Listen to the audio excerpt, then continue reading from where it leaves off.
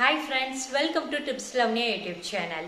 இன்னைக்கு நம்ம சேனல்ல ஒரு சூப்பரான டிஷ் தான் பார்க்க போறோம். வேர்க்கடலை கிரேவி எப்படி பண்றதுன்னு தான் பார்க்க போறோம். இதுவரைக்கும் நம்ம சேனலை சப்ஸ்கிரைப் பண்ணாம பார்த்துட்டு இருந்தீங்கன்னா சப்ஸ்கிரைப் பண்ணி வச்சுக்கோங்க. கூடவே பெல் ஐக்கனை கிளிக் பண்ணிக்கோங்க. அப்பதான் நான் போடுற வீடியோஸ் உங்களுக்கு நோட்டிஃபிகேஷன்ல வரும். வாங்க வீடியோக்குள்ள போலாம்.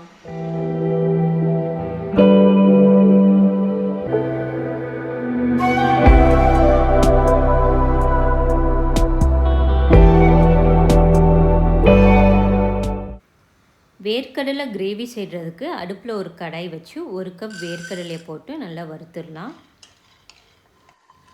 கடலையை நல்லா வறுத்தாச்சு. கடலை ஆறுனதுக்கப்புறமா இதோட தோலை உரிச்சிட்டு வேக வச்சிடலாம். அடுப்பில் ஒரு குக்கர் வச்சுட்டு நான் வறுத்த கடலையை தோலை உரித்து எடுத்து வச்சுருக்கேன். அதை போட்டு தேவையான அளவு தண்ணி ஊற்றி இதை 4 விசில் வர வரைக்கும் வேக விட்டுறலாம். இது வேகிற கேப்பில் நம்ம கிரேவிக்கு தேவையான தேங்காயை அரைச்சிட்டு வந்துடலாம். மிக்ஸி ஜாரில் ஒரு சில் தேங்காயை பொடிசாக கட் பண்ணி போட்டிருக்கேன். 1/4 ஸ்பூன் சோம்பு, 1 பட்டை, 2 ஏலக்காய் போட்டு வச்சுருக்கேன். இது எல்லாத்தையுமே நல்லா வலுவலுன்னு அரைச்சிட்டு வந்துடலாம். கிரேவிக்கு தேவையான தேங்காவை அரைச்சிட்டு வந்துட்டோம். அடுத்து நம்ம கடலை வெந்துருச்சான்னு பார்த்துடலாம். கடலை எல்லாமே நல்லா வெந்துருச்சு. அடுத்து நம்ம கிரேவி செய்ய ஆரம்பிச்சிடலாம்.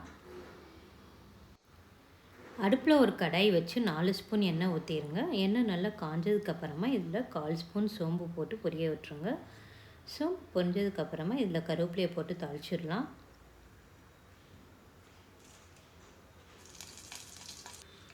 ஒரு பெரிய வெங்காயத்தை நான் பொடிசாக கட் பண்ணி வச்சுருக்கேன். அதையும் போட்டு பொன்னிறமாக வர வரைக்கும் வதக்கி விட்டுருங்க.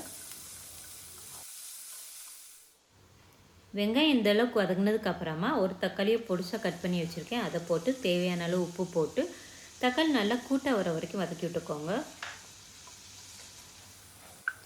தக்காளி நல்லா கூட்டாக வதங்கிடுச்சு. இதில் மசாலா பொருட்கள் சேர்த்துடலாம். 1 ஸ்பூன் வரமிளகாய்த்தூள், 2 ஸ்பூன் மல்லித்தூள் சேர்த்துட்டு இதில் கொஞ்சமாக தண்ணி ஊற்றி எல்லா பக்கமும் நல்லா மிக்ஸ் பண்ணி விட்டுருங்க. இதை நல்லா மிக்ஸ் பண்ணதுக்கப்புறமா நம்ம அரைச்சி வச்சுருக்க தேங்காயை ஊற்றி இதையும் நல்லா மிக்ஸ் பண்ணி விட்டுறலாம்.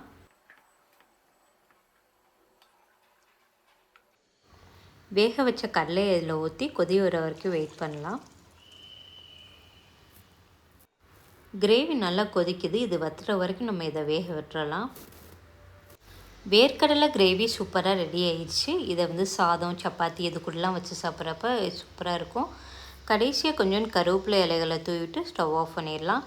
நீங்களும் இதேமாதிரி வேர்க்கடலை கிரேவி செஞ்சு பாருங்கள். செஞ்சு பார்த்துட்டு உங்கள் ஃபீட்பேக் எப்படி வந்துச்சுன்னு என்ன ஷேர் பண்ண வந்துடுறாங்க. தேங்க்ஸ் ஃபார் வாட்சிங்.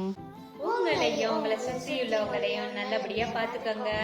இந்த வீடியோ உங்களுக்கு பிடிச்சிருந்துச்சுன்னா லைக் பண்ணுங்க, ஷேர் பண்ணுங்க, சப்ஸ்கிரைப் பண்ணுங்க, மறக்காம பெல் ஐக்கனை கிளிக் பண்ணுங்க. பாய்.